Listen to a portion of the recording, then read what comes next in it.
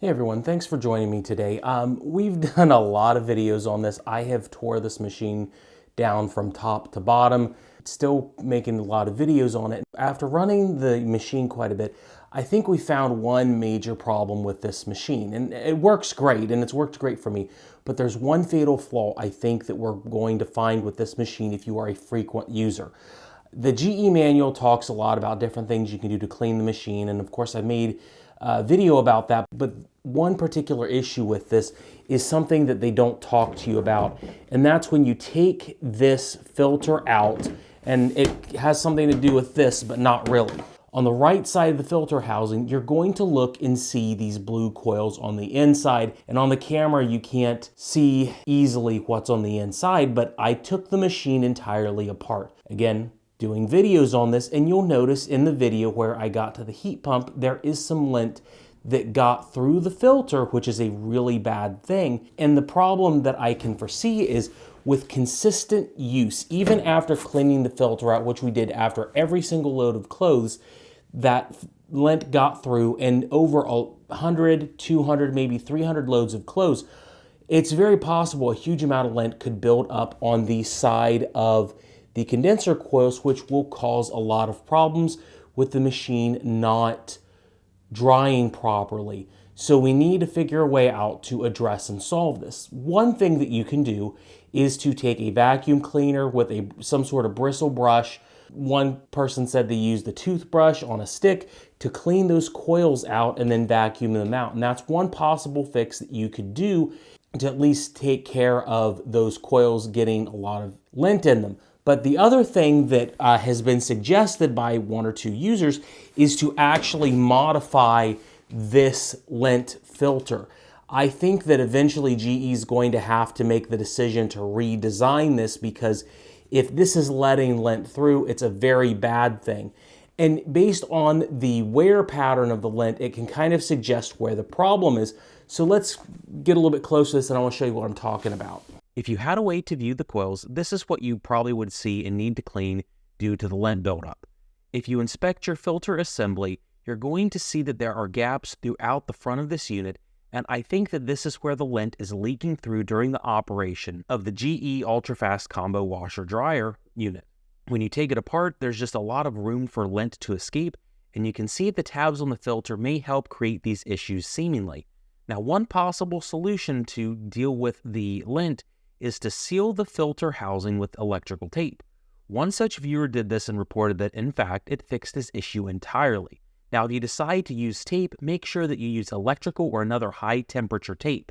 The reason for this is that your GE Ultrafast unit will actually get really, really hot during the drying cycle, and it's possible that more basic tapes could melt during usage. You want to make sure the tape is rated for at least 185 degrees Fahrenheit, and in general, electrical tape should survive the rigors of this combo washer-dryer set. Alternatively, what you could do is seal the filter housing with a rubber gasket maker. Again, just make sure that it can handle 185 degrees or more. SIO 4500 can handle it. Many stores are going to have similar gasket makers available. We just use this particular brand because we have tons of it on hand because of using it for gaskets for ice making machines. The key here is making sure that it cures properly. Some sealants could have a 24-hour dry time. The question is, though, does it work? Does modifying the filter solve the issue? After installing the RTV sealant, I began the long journey of running this machine with loads of clothes to see what would happen. Over the course of 2 or 3 weeks, we ran it dozens of times, removing the lint from the mesh filter each time and carefully inspecting the blue coils for lint buildup that a normal customer wouldn't see. One major thing that we noticed after installing the RTV gasket maker is that way more lint was seemingly getting trapped around the rubber edges of the filter like you see here. It did require some extra wipe down around the edges, but that tells me that this trick is actually working. We continued to test as hard as we could, and another thing we noticed after the 20th or 30th wash is that the foam filter does seem to be less impacted by lint now than when we started running the tests prior to this for the other videos that we've done. It's still likely that it needs cleaned every 50 loads, like GE suggests for the foam filter, but I think that this trick is really helping to remove lint from the blue condenser fins and that black foam filter. Finally, here's what kind of buildup we have after a few weeks of consistent test footage. Using a borescope camera, it seems like there's almost no buildup at the top and center of the fence. Although the camera quality isn't the greatest, it doesn't look like much lint has built up, or if there is some, it's very minor at the bottom, which means that the gasket we made is having an incomplete seal at the bottom, but you can tell this is working quite well. And if you watch the footage of when we sealed the filter system first, it's possible that some of the gaps in the filter got missed just because of the way the housing is designed, but there's radical, sizable improvement on the amount of lint caught by the condenser. Now, I haven't attempted to vacuum or clean the coils yet after the 30 loads we did, after doing the filter modification and using the borescope on it because the buildup isn't that much.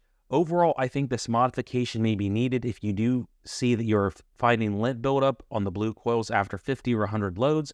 This was very easy to do and cheap. It only took about 5 to 10 minutes to do. The benefits should be a much longer lasting unit and a faster dry time because you're not getting any lint built up on these blue coils, which could play major havoc with your dry times. One thing I do want to note is that when we ran this unit for this part of the video, the dry times kept dropping and dropping and dropping. First load took about 2 hours, and after we got done with about the 30th load, we used about the same load. Dry times dropped another 10 minutes, and it's cleaning just as well. I can't say for certain if this modification is making an impact or it's an algorithm within the machine, but it does seem that the unit is getting better at drying all the clothes that we put in it one way or the other, and maybe this filter is playing part of the solution. Either way, I hope this video informs you about what's going on with your lint filter, and make sure to watch out for the buildup on it and consider doing this modification. It should resolve some issues that you could possibly have with your GE Ultrafast Combo lint filter system.